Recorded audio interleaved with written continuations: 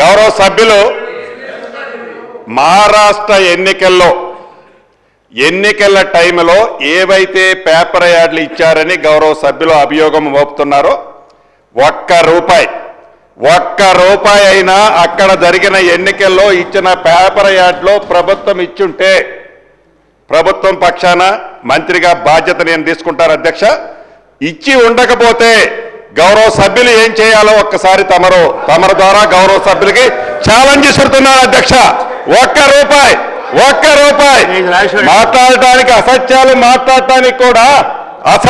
మాట్లాడడానికి కూడా నోరుంది కదా అని ఏది మాట్లాడితే అది ప్రజలు నమ్మరు అధ్యక్ష, సభ్యులు నమ్మరు.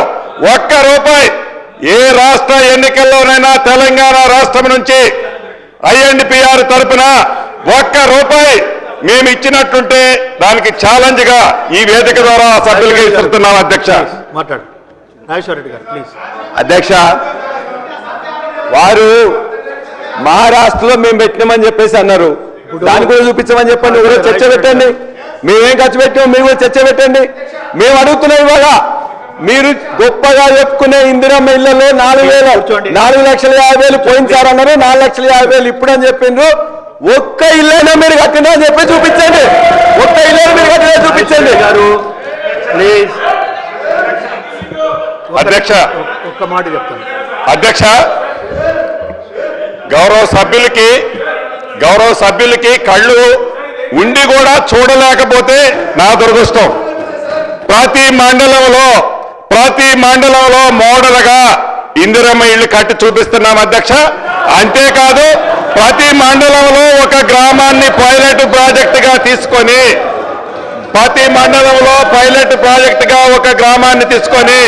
ఇందిరమ్మ ఇళ్లు కార్యక్రమాలు చేపట్టాం అధ్యక్ష. వారిలాగా ఏదో అడావుడి పడి ఏదో ఒక వ్యవస్థని మేము చేశామని అడావుడి పడి చేసేదాన్ని 100% వారిలాగా ఈ ప్రభుత్వం చేయదు అధ్యక్ష. ప్లీజ్ దయచేసి పల్లెరాజేశ్వర రెడ్డి గారు ప్లీజ్, శ్రీనివాస్ యాదవ్ గారు ప్లీజ్ కూర్చోండి, కౌశిక్ ప్లీజ్, KTR గారు ఒక నిమిషం కూర్చోండి, శ్రీనివాస్ గారు ప్లీజ్ కూర్చోండి అన్నప్పుడు వినాలి మీరు. దయచేసి ఇవ్వండి, నేను మధ్యన KTR గారిని ఒకటి రిక్వెస్ట్ చేస్తున్నాను నేను, ప్లీజ్ సభ్యులు కూడా దయచేసి కొంచెం చైర్కి అందరు సహకరించండి ప్లీజ్. ఒక్క నిమిషం నన్ను చెప్పనియండి ప్లీజ్. ఇప్పుడు KTR గారు ఇప్పుడు మీకు 10:20కి టైం ఇచ్చాము, స్టార్ట్ చేశారు.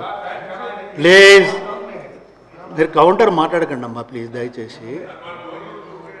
ఇప్పుడు 11:43 మినిట్స్ అవుతుంది, 11:43 అవుతుంది.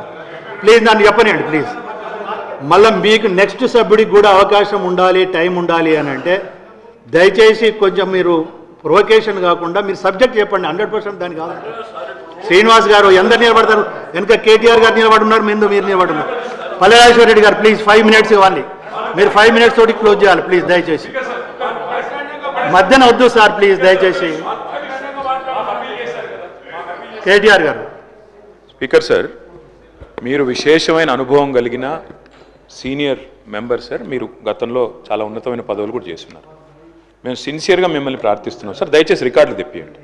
ఎన్నిసార్లు ఇంటరప్షన్లు అయినాయి, ఎన్నిసార్లు మంత్రులు అంత ఎక్సైట్ అయ్యి మాట్లాడితే ఎట్లా సార్? మంత్రులు sir the essence of democracy, దయచేసి కొత్త సభ్యులు కాంగ్రెస్ నుంచి 53 మంది ఉన్నారు.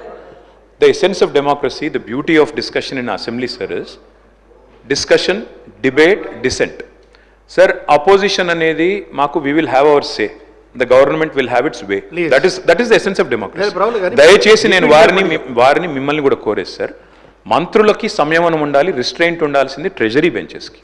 అపోజిషన్ సహజంగానే మేము ప్రభుత్వం చేయని పనులు, ఇస్తానని చెప్పిన మాటలు, హామీలు మేము దయచేసి ప్రకాష్ రెడ్డి గారు, స్పీకర్ గారు ఒకటే రిక్వెస్ట్, మంత్రులకి మీరు దయచేసి చెప్పండి. ఇప్పుడు మేము కూడా ప్రొవోక్ చేయాలనుకుంటే మేము కూడా మాట్లాడచ్చు సార్, మేము కూడా చెప్పొచ్చు 30% కమిషన్ అని వాళ్ళ ఎమ్మెల్యేలు అంటున్నారు, 20% కమిషన్ అని సెక్రటేరియట్ లో ధర్నాలు అవుతున్నాయి.